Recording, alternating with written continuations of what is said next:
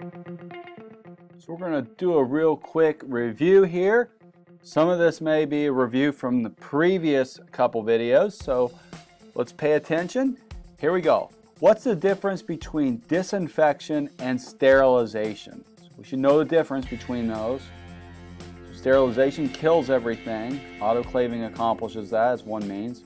Disinfection, it kills the stuff that can make somebody theoretically sick.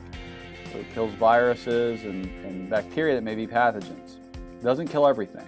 All right, what's the most common methods for disinfecting water in the world? You should be able to name at least 3. So we'd say chlorine, UV, ozone, those are a few. And then within chlorine, could you name some other methods? So we have bleach, we have chlorine gas, those are just a couple. Chloramines, that's another one.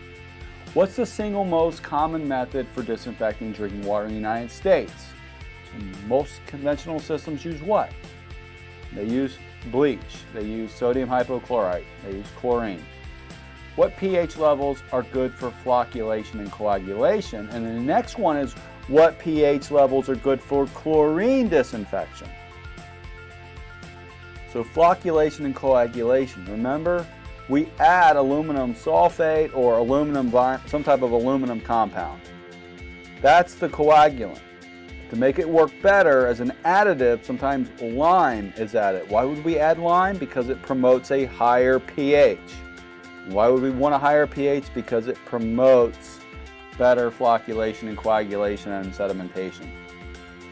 Now the opposite's true for disinfecting. What pH levels are good for chlorine disinfection? Lower pHs. More acidity favors more hypochlorous acid, which is a more potent disinfectant than the hypochlorite ion.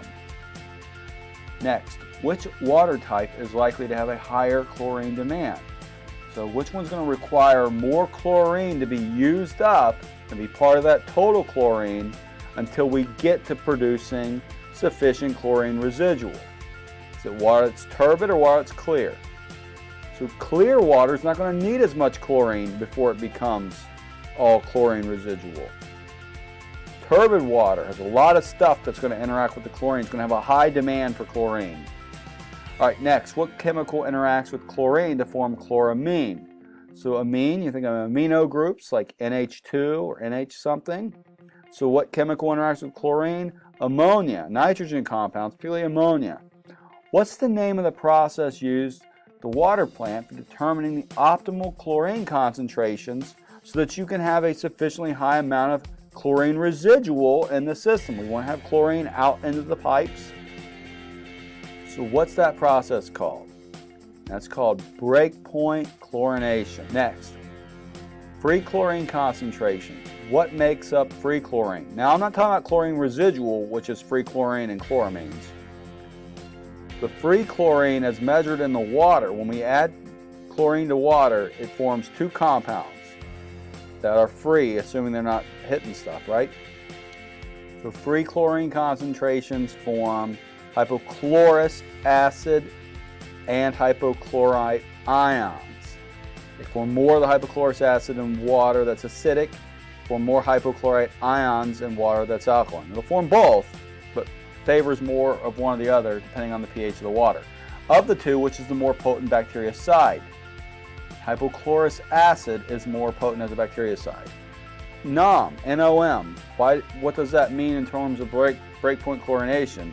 And then we're talking about natural organic matter. It tends to bind with that chlorine when you add it.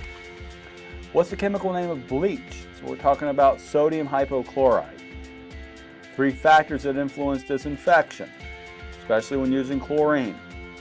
So most disinfectants, time and concentration. And then with chlorine going into water, the pH of the water. Those 3 things affect it. Why are ozone and UV methods becoming more common in the United States? And one of the main reasons is the 1998 disinfection byproduct rule, because we don't want chlorine-related disinfection byproducts as they're carcinogens. By using ozone and UV, you won't produce those. Why did zinc orthophosphate start getting added to the water, especially after chloramine treatment or ozone or even UV? Why would we add zinc orthophosphate to the water? We'll cover this more in the Flint video, the next one. But we add zinc orthophosphate because it's a corrosion control. It prevents the pipes from getting corroded. And then next, what chlorine-resistant superbugs can be killed by UV and ozone, and we should know that that was Cryptosporidium. Cryptosporidium is chlorine-resistant, but UV and ozone, they can kill it. And a lot of chlorine can too, but we don't want to use unnecessarily high amounts of chlorine if we don't have to. Why do UV and ozone get added, or why do they add chlorine at the end of the system? So if you use ozone or UV to disinfect, why would you add chlorine at the end? And it's because UV only works at that spot where it's added, where it's shot through the water. Ozone is very brief or short-lived. It doesn't provide long-term disinfection capability throughout the drinking water system.